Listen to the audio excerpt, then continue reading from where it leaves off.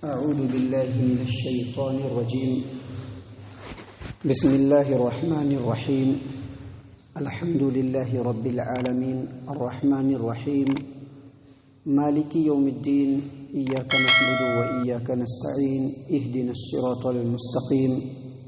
صراط الذين أنعمت عليهم غير المغضوب عليهم ولا الضالين آمين. معزز سامعین کرام، سورۃ الفاتحہ سورہ نمبر 1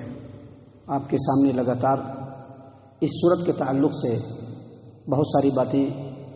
قرآن و حدیث کی روشنی میں اللہ تبارک و تعالیٰ کی اجازت اور توفیق سے لگاتار ہم آپ کے سامنے پیش کر رہے ہیں. معزز سامعین کرام، کل کے درس میں ہم نے آپ کو یہ بتلایا تھا کہ بسم اللہ الرحمن الرحیم یہ سورۃ الفاتحہ کی ایک آیت کریمہ ہے مستقل جو سورہ فاتحہ کے ساتھ ہے، اور احادیث کی روشنی میں نے یہ بھی بتلایا تھا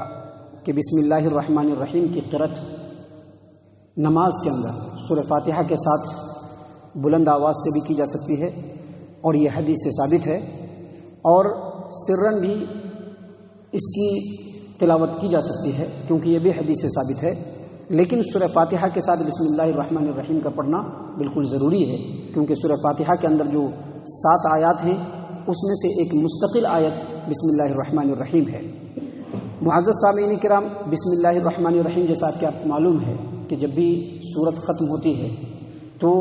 ہر سورت کے بعد جو ہے بسم اللہ الرحمن الرحیم کو اللہ تبارک و تعالیٰ نے نازل فرمایا ہے، اور بسم اللہ الرحمن الرحیم سوائے سورۃ التوبہ کے، سورہ برات کے، ہر سورت کے ساتھ اللہ تبارک و تعالیٰ نے بسم اللہ الرحمن الرحیم کو نازل فرمایا ہے. لیکن یہ یاد رکھیے کہ بسم اللہ الرحمن الرحیم یا بسم اللہ یہ بہت ہی عظیم ترین کلمہ ہے، اس کی بڑی فضیلت ہے، اس کی بہت زیادہ برکت ہے. اللہ کے رسول صلی اللہ علیہ وسلم کی ایک حدیث ہے جس کو امام احمد نے اپنے مسند کے اندر نقل کیا، یعنی مسند احمد کے اندر، کہ ایک صحابی نبی اکرم صلی اللہ علیہ وسلم کے ساتھ سواری پہ یعنی گدھے پہ پیچھے بیٹھے ہوئے تھے. نبی صلی اللہ علیہ وسلم آگے بیٹھے ہوئے تھے، ان کے پیچھے وہ صحابی بیٹھے ہوئے تھے. وہ کہتے ہیں کہ اچانک سواری پھسلی تو جو پیچھے بیٹھے ہوئے صحابی تھے انہوں نے کہا کہ شیطان کا برا ہو. تو نبی اکرم صلی اللہ علیہ وسلم نے فرمایا کہ ایسا نہ کہو کہ شیطان کا برا ہو، کیونکہ اگر تم ایسا کہو گے تو شیطان جو ہے وہ بالکل پھول جائے گا. کیونکہ تم کہو گے کہ شیطان کا برا ہو تو شیطان یہ سمجھ لے گا کہ یہ جو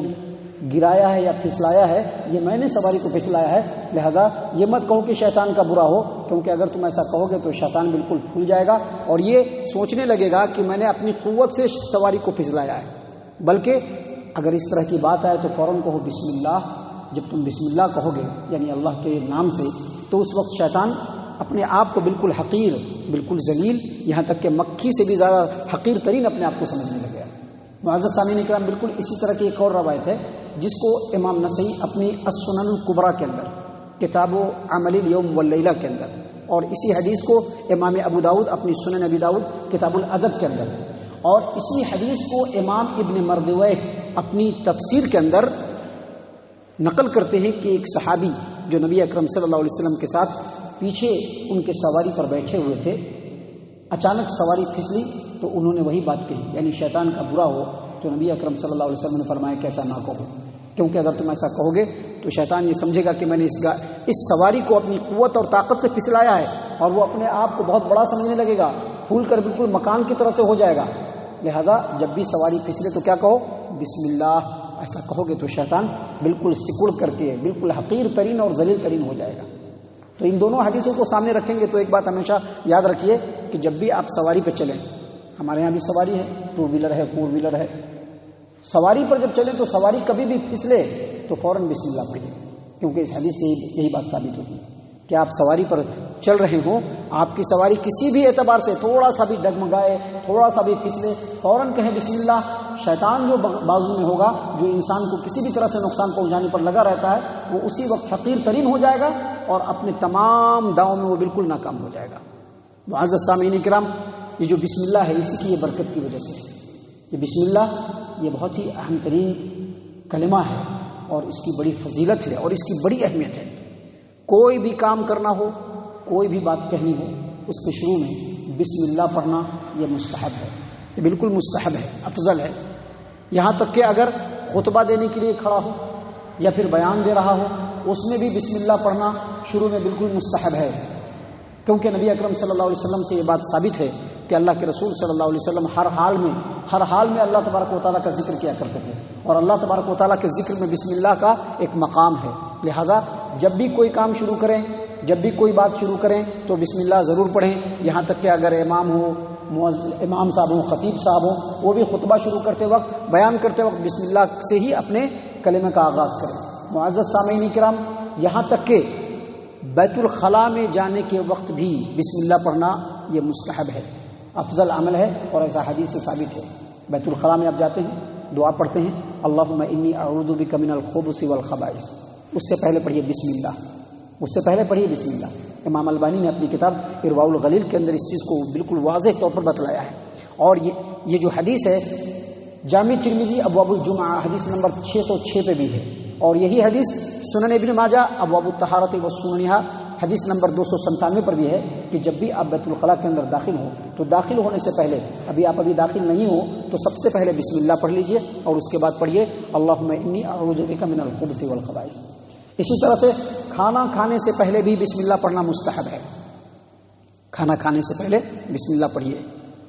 کیونکہ اللہ کے رسول صلی اللہ علیہ وسلم نے اپنی امت کو تعلیم دی ہے۔ صحیح البخاری کتاب الاطعمہ باب التسمیۃ علی الطعام، اور اسی طرح سے صحیح مسلم کتاب الاشربہ باب آداب الطعام والشراب۔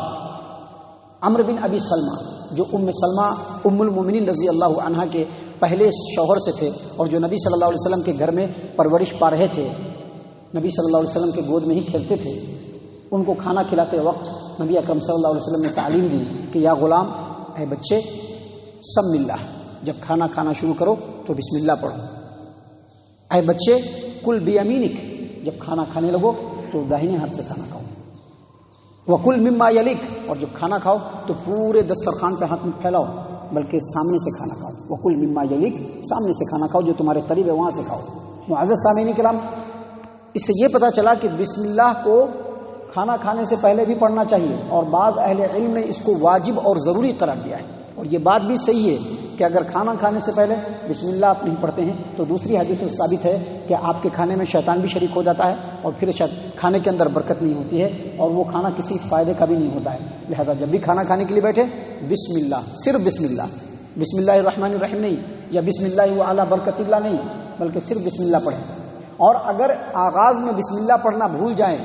تو درمیان میں کہیں پر بھی یاد آئے تو کہیے بسم اللہ فی اولہ و آخرہ، یعنی یہ بسم اللہ کی اہمیت ہے۔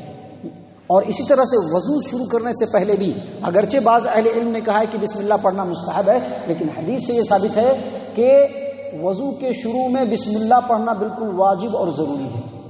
کیونکہ جو حدیث ہے اگرچہ اس کے صحت و ضعف میں علماء کرام نے اختلاف کیا ہے، لیکن راجح بات یہ ہے کہ وہ حدیث حسن درجے کی ہے، اور وہ حدیث مسند احمد بن حنبل میں ہے، سنن میں ہے، اور حدیث کئی سند سے ہے۔ یہ ابو سعید خدری رضی اللہ عنہ سے بھی ہے، اور اسی طرح سے سعید بن زید رضی اللہ عنہ سے بھی ہے، اور اسی طرح سے دوسرے صحابی سے بھی مروی ہے کہ نبی صلی اللہ علیہ وسلم نے فرمایا کہ لا وضوء لمن لم یذکر اسم اللہ، اس آدمی کا وضو نہیں ہوگا جو وضو کے شروع میں بسم اللہ نہ پڑھے۔ لہذا وضو کے شروع میں بسم اللہ پڑھنا چاہیے، وضو کے شروع میں بسم اللہ پڑھنا چاہیے، یاد رکھیے ہمیشہ وضو کے شروع میں بسم اللہ پڑھنا چاہیے۔ اگر شروع میں کسی وجہ سے آپ بسم اللہ پڑھنا بھول گئے تو درمیان میں اگر یاد آئے تو اس وقت پڑھ لیجئے، لیکن آپ پورا وضو کر چکے ہیں، وضو کر کے آپ نکل چکے ہیں، لیکن آپ کو یاد نہیں آیا تو یاد رکھیے انسانی خطا اور بھول کو، اس امت کے جتنے بھی انسان ہیں ان کی خطا اور بھول کو رب العالمین نے معاف کر دیا ہے، رب العالمین نے معاف کر دیا ہے۔ نبی صلی اللہ علیہ وسلم نے یہ بشارت سنائی ہے کہ اللہ تبارک و تعالیٰ نے میری امت سے خطا، نسیان اور بھول کو معاف کر دیا ہے۔ لہٰذا اگر وضو کے آغاز میں بسم اللہ نہ پڑھ سکے، درمیان میں بھی یاد نہیں آیا، پورا وضو کر لیے، وضو کر کے نکل گئے، تو پھر اس کے بعد آپ کو وضو کے اعادہ کی ضرورت نہیں ہے، لوٹانے کی ضرورت نہیں ہے۔ آپ اگر حمام میں ہیں، جیسا کہ آج کل اٹیچ باتھ روم چلتا ہے جس میں ٹوائلٹ بھی ہوتا ہے اور نہانے کے لیے بھی ہوتا ہے، وہاں پر بھی آپ بسم اللہ کہیں، لیکن اپنے جی میں کہہ لیں، اپنے جی میں کہہ لیں بسم اللہ، ہونٹ کو ہلانے کی ضرورت نہیں ہے، بس جی میں بسم اللہ پڑھ لیں اور اس کے بعد وضو کر لیں، جیسا کہ امام ابن عثیمین رحمہ اللہ نے اس چیز کا کمپلیٹ فتویٰ دیا ہے، ان کی فتویٰ کی کتابوں میں اس چیز کو آپ تلاش کر سکتے ہیں۔ معزز سامعین اکرام، یہ بسم اللہ کی برکت ہے اور بسم اللہ کی اہمیت ہے، یہاں تک کہ بسم اللہ ہماری زندگی میں اتنا امپورٹنٹ ہے، اتنا اہم ہے کہ اگر شوہر و بیوی کے درمیان مجامعت جو ہوتی ہے، جو شریعت نے ہمارے لیے ایک نعمت رکھا ہے، اگر صحبت کرنے کے لیے جائیے اس وقت بھی بسم اللہ پڑھنا چاہیے، اور یہ مستحب ہے۔ صحیح البخاری کتاب الدعوات، صحیح مسلم کتاب النکاح کی روایت ہے۔ عبداللہ ابن عباس رضی اللہ عنہما روایت کرتے ہیں کہ نبی صلی اللہ علیہ وسلم نے فرمایا کہ لوگوں میں سے کوئی جب اپنی بیوی کے پاس آئے تو کیا کہے؟ بسم اللہ اللہم جنبنا الشیطان وجنب الشیطان ما رزقتنا، اللہم جنبنا الشیطان وجنب الشیطان ما رزقتنا، اللہ کے نام سے اے اللہ ہم دونوں کو شیطان سے پناہ دے، اور ہم دونوں کے ذریعے سے جو اولاد ہو اللہ اس کو بھی شیطان سے پناہ دے۔ نبی صلی اللہ علیہ وسلم نے فرمایا کہ بسم اللہ پڑھ لینے کے بعد اور اس دعا پڑھ لینے کے بعد اگر اللہ تبارک و تعالیٰ نے اولاد مقدر کیا ہے تو اس اولاد میں شیطان کا کوئی حصہ نہیں ہوگا۔ سامعین کرام، بسم اللہ کے تعلق سے یہ کچھ باتیں تھیں جو اب تک ہم نے آپ کے سامنے پیش کی ہے۔ ابھی کچھ اور باتیں ہیں جو انشاءاللہ بسم اللہ کے تعلق سے کل ہم آپ کے سامنے پیش کریں گے۔ اللہ تبارک و تعالیٰ سے دعا ہے اللہ تبارک و تعالیٰ ہم تمام کو ان تمام باتوں کے اوپر غور و فکر اور تدبر کرنے کی توفیق عنایت فرمائے، ہم تمام کو ہمارا رب صحیح معنوں میں مومن اور مسلمان بنائے۔ اللہ تبارک و تعالیٰ ہم تمام کو جنت الفردوس میں جگہ عطا فرمائے۔ اے اللہ ہم تمام کو جہنم سے پناہ دے، اے رب العالمین ہم تمام کو جہنم سے پناہ دے، اے مالک الملک ہم تمام کو جہنم سے پناہ دے، آمین یا رب العالمین۔ وما علینا